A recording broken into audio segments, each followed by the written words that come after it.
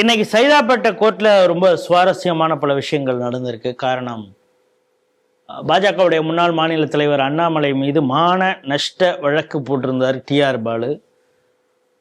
அந்த வழக்கில் நானே டிஆர் பாலு விசாரிப்பேன் அப்படின்னு சொல்லி அண்ணாமலை சொல்லியிருந்தாரு. போன இயரிங்கில் அப்படியே கொஞ்சம் உடம்பு சரியில்லை, நான் சீக்கிரம் போகணும் அப்படின்னாரு. இன்றைக்கும் 2:30 மணிக்கெலாம் எனக்கு ஃப்ளைட் இருக்குது, போகணும் அப்படின்னு தான் கிளம்பியிருக்காரு. ஆனால் அதுக்கு முன்னால் சில கேள்விகளை எல்லாம் அண்ணாமலை கேட்டிருக்காரு. மூக்க அழகிரி உங்களை பற்றி நிறைய சொல்லியிருக்காரு. 10 கப்பல் வாங்கினீங்களாம்ல அப்படின்னு தான். 10 கப்பல்லாம் இன்னும் வாங்கலை, 2 கப்பல் தான் வாங்கணும் அப்படின்னு இருக்காரு. அதுக்கப்புறம் பல விஷயங்கள் கேட்டு, இல்லை நான் அந்த சேது சமுத்திரம் ப்ராஜெக்ட்னா என்ன அப்படின்னு தெரியாமல் தற்கூரித்தனமாக மூக்க அழகிரியும் பேசியிருக்கிறாரு, அண்ணாமலையும் பேசுகிறாரு அப்படின்னு சொல்லியிருக்காரு. என் மத்தியில் அண்ணாமலையுடைய மனைவி குறித்தெல்லாம் தேவையில்லாமல் வழக்கில் பேசுனதுனால அது குறித்து இவர் மீது நான் இன்னொரு மான நஷ்ட வழக்கு போடுவேன் அப்படின்னு அண்ணாமலையும் சொல்லியிருக்காரு. நான் கேட்ட பல கேள்விகளுக்கு தெரியாது அப்படின்னு சொல்லிட்டு 2:45 ஃப்ளைட்டுக்கு சீக்கிரம் போகணுன்னு ஓடிட்டாரு அப்படின்னு சொல்லியிருக்காங்க. இந்த செய்தி எப்படி பார்க்க? திமுகவோட ஜம்பம் பார்த்தீங்கன்னா, அவங்கள நீங்கள் டைட்டாக கார்னர் பண்ணீங்கன்னு வச்சுங்களேன், பாப்பர பையில சங்கி உச்சிக்குடிமை மன்றம், நீ சூத்திர சங்கிய, பார்ப்பன அடிமைய, ஆரிய அடிமைய, கைபர் போலோன் கணவாய் வழியாக வந்தவனே, சனாதனத்தை தாங்கி பிடிப்பவனே, அது என்ன புஸ்தகம் அது, மனு தர்மத்தை பாதுகாப்பவனே, அவங்க அந்த சப்ஜெக்டுக்குள்ளேயே வருமா. ஏண்டா கப்பல் வாங்கின, நீ பார்ப்பன அடிமை, ஏன் ஊழல் செஞ்ச, நீ கைபர் போலாயவன் கணவாய் வழியா வந்தவனே, கூலியாள், ஏதாவது ஒண்ணுக்கு ஏதாவது சம்பந்தம் இருக்குமா, இப்படியே பெனாத்துற பயல்களை நீங்க. எனக்கு தெரிஞ்ச முதல் முறையா ஒரு ஆண்மகன் கோர்ட்ல கூண்டுல ஏத்தி நிறுத்தி, ஏன்னா நான் மான நஷ்ட வழக்கு போடுவேன் அப்படின்னா நான் கூட நினைச்சேன், இந்த பயலுக்கு மானமே கிடையாது, இருந்தாலும் நஷ்டமாகும், மானம்னா நீளமா இருக்குங்க, அப்படி வாழற பயலுக்கு தானே விடுங்க.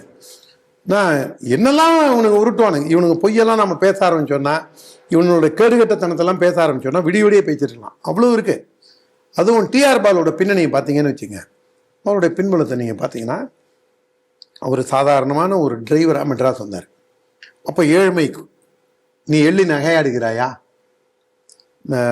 பாலா டூரிஸ்ட்னு ஒரு இது இருந்தது, பிடி பாலனா ஒருத்தர் இருந்தார். அவர் நீங்கள் அவருடைய கதையெல்லாம் நீங்கள் படிச்சீங்கன்னா, அவர் ஆனந்த விடலில் கூட எழுதியிருக்காரு. அவர் பர்சனாலிட்டி டெவலப்மெண்ட் கோர்ஸ் நீங்க உழைப்பால் முன்னேறினோட இவரை எதுக்கு அதான் சொல்றேன். இந்த பாலனா இருக்கட்டும், அந்த பாலன் அந்த அமெரிக்க தூதரகம் வாசல்ல படுத்து கிடந்து அந்த கியூல நிக்கிறதுக்காக அவங்க கொடுக்குற 10 ரூபா 20 ரூபாயில வாழ்க்கையை தொடங்கினவர். சரணபவன் அண்ணாச்சி நமக்கு பர்சனலா தெரிஞ்சவர், அவருடைய நல்லது கெட்டதெல்லாம நம்ம அறிஞ்சவங்க.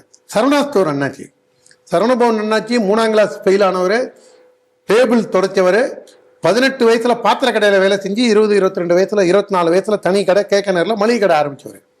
அவருடைய வாழ்க்கை எப்படி உழைப்பால் முன்னுக்கு வந்தாங்க, அதை இவரோட இன்னும் ஏழ்மையில இருந்தவங்க. நம்ம பகுதியிலேயாவது செழிப்பான நிலம், விவசாயம், நல்ல ஒரு ஃபெர்டைல் லேண்டு, அங்கே அவங்களுக்கு அந்த வாய்ப்பே கிடையாது. வானம் பார்த்த பூமி. 85 90 வரைக்கும் பிஜேபியில் இருக்கக்கூடிய கார்ட்டூனிஸ்ட் அமரன் சொன்னது, 85லாம் அவ்வளவு பஞ்சங்க, நாங்கள் அரிசி சோறு சாப்பிட்றதே ஒரு பெரிய கஷ்டமான நேரங்க, நாம 3 வேளையும் நல்லா சூப்பராக சாப்பிட்டு வெத்தலை பாக்கு போட்டாரு திண்ணையில் உட்காந்து கதை பேசி நல்லா ஊருக்கு அதை அமெரிக்கா அண்டார்டிகா வரைக்கும் பேசின நாம பேசுகிற காலத்தில் அவங்க பத்தியும் பட்னியுமா வாழ்ந்திருக்காங்க. அப்பேற்பட்ட ஊர்லேருந்து கிளம்பி உழைப்பால உயர்ந்தவர்கள் நாம சொன்னவங்க. இவர் என்ன உழைப்பால உயர்ந்தாரு, இவர் ஆர்டி சீதாபதினு சென்னை மாநகர செயலாளராக திமுக இருந்தார். சீதாபதிக்கு சொம்படிச்சு சீதாபதியை விளக்கிறதுக்கான வழி அத்தனை வேலைகளையும் வழிகொள்ளார். சீதாபதி இருக்கார காலமானா இப்போதான் செத்து போயிருப்பாரு. ஆர்டி சீதாபதி ஒரு காலத்தில் ரொம்ப பவர்ஃபுல்லான ஒரு திமுக. அவரை ஒதுக்கிட்டு இவர் வரார் சென்னை மாநகர செயலாளராக. சென்னை மாநகர செயலாளராக வரும்போது தான் தென் சென்னை பாராளுமன்றமும் போட்டியிடுறாரு. ஆனால் அப்போவே வசதி வாய்ப்புகளோட கிங் கெமிக்கல்ஸ், கிங் டிஸ்டிலரிஸ் இதெல்லாம் ஆரம்பிச்சு இதுல பக்கத்துல விவசாய நிலங்கள்லாம் வளைச்சி போட்டு அதுல கொண்டு போய் திராவகத்தை ஊற்றி ஊர் மக்கள்லாம் போராடி தம்பிக்கோட்டையில இவ்வளவு தூரம் எல்லா வேலைகளையும் பண்ணி அந்த விவசாயத்தை அழிக்கிற வேலையை செஞ்சு ஊரை அடிச்சு, சிம்பிளா சொல்லணும்னா ஊரை அடிச்சு ஒலையில போட்டாரு. அதுவும் அந்த சேது சமுத்திரம் திட்டம், அது பார்த்தீங்கன்னா இந்த ட்ரெட்ஜிங் என்ன அப்படின்னா பெரிய கப்பல் போகாது. ஏன் சின்ன கப்பல் போகலாமே, ஏன்யா இவ்வளவு செலவு பண்ணி பண்ற, பெரிய கப்பல் தானேயா போகணும். அதெல்லாம் இல்லை, சின்ன கப்பல் போனா என்னங்க பிரச்சனை, அது எப்படியா போவோம், அந்த மண்ணை அள்ளிக்கிட்டே இருக்கணுங்க. மண்ணை அள்ளிக்கிட்டே இருந்தாக்க தான் அந்த இடம் இதாகும், தண்ணி நீரோட்டம் இருக்கிறதுனால உங்களுக்கு அப்பதான் சின்ன கப்பலும் போகும். சரியா, அதை ஒரு நாளைக்கு ஒரு தடவை அள்ளினா போறோம், இல்லை இல்லை தொடர்ந்து அள்ளிக்கிட்டே இருக்கணும். ஏன்னா எவ்வளோ அண்ணன்னு யாருக்கும் தெரியாது, அந்த மண் எடுத்து இவன் என்ன பண்ணுவான்னு தெரியாது, அதுக்கு எவ்வளோ ரூபா செலவு பண்றாங்கன்னு தெரியாது. எருமாட்டை தண்ணிக்குள்ள போட்டு வேலை பேசுற மாதிரி, எருமாடை சாதாரணமாக பார்த்தாலே அது கழை எருமாடா இளமை எருமாடான்னு தெரியாது, அது தண்ணிக்குள்ளே இருந்தான்னு எப்படி தெரியும், மூஞ்சி மட்டும் உங்களுக்கு மேலே தெரியும். இது வந்து டிஆர் பாலோட ஊழல் வந்து எருமாட்டை தண்ணிக்குள்ளே போட்டு வேலை பேசுகிற கதை தான்.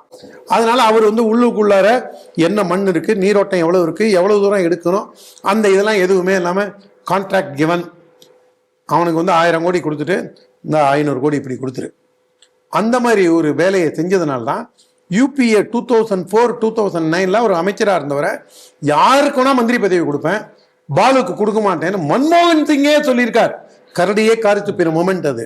சோனியா காந்திட்ட போய் விழுந்து கதறி கெஞ்சி, இலங்கையில் 1.5 லட்சம் தமிழர்கள் கொன்று குவிக்கப்பட்ட போது சக்கர நாற்காலியில் போய் டெல்லியில் போய் என் மருமகனுக்கு இந்த பதவி வேணும், என்னோட மாப்பிள்ளைக்கு இந்த பதவி வேணும், பாலுக்கு இந்த பதவி வேணும்னு கேட்கும்போது தமிழன் உயிரை விட 1.5 லட்சம் தமிழர்கள் உயிரை விட இவங்களுக்கு பதவி தான் ரொம்ப பெருசா இருந்திருக்கு. அப்ப போய் கேட்கும்போது யாருக்குன்னா கேளு, பாலுக்கு மட்டும் கொடுக்க மாட்டேன்.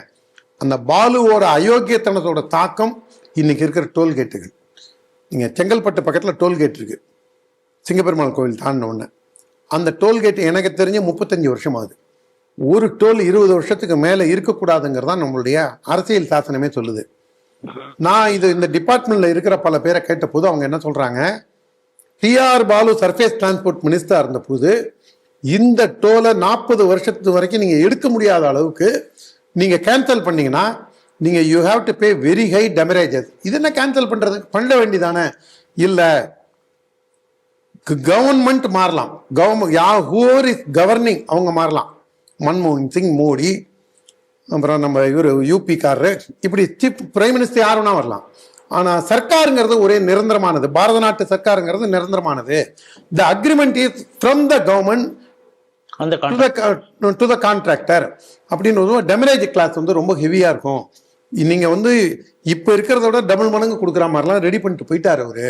அதனாலதான் திமுகவுக்கு வந்து ஒரு வற்றாத தங்க சுரங்கமா, அவர் தான் இப்ப பொருளாளர் நினைக்கிறேன் திமுகவுக்கு. இவர் ஏவா வேலு கூட இல்லை, இவர் தான் பொருளாளர்.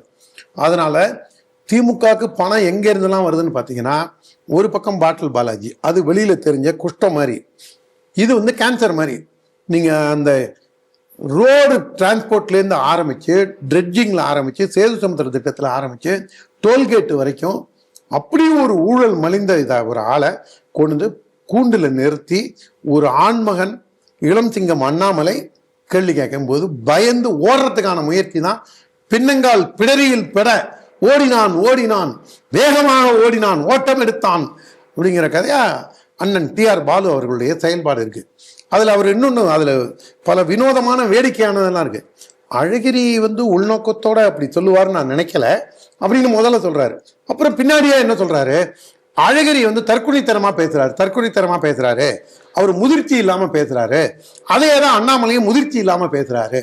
முதல்ல ஒரு நிலைப்பாடு, அப்புறம் ஒரு நிலைப்பாடு, நான் வந்து கப்பலே வாங்கல, அப்புறம் 2 கப்பல் தாங்க வாங்கினேன், 2 கப்பல் உன் பேர்ல வாங்கினேன், 8 கப்பல் யார் பேர்ல வாங்கினேன் வருவான். அண்ணாமலை அதையும் வந்து ஒரு உலுக்கி இந்த ஊழலை எனக்கு தெரிஞ்சு ஒரு கிராஸ் எக்ஸாமினேஷன்ல பார்ட்டியின் பர்சனா சுப்பிரமணிய சாமிக்கு அடுத்தது. இன்னைக்கு வந்து அதற்காக நம்முடைய வாழ்த்துக்களை இளம் சிங்கம் அண்ணாமலைக்கு அவர்களுக்கு தெரிவித்துக் கொள்வோம். இதே போன்று இந்த வழக்கு சிறப்பாக சென்று இவர்கள் ஜெயிலுக்கு போக வேண்டும்.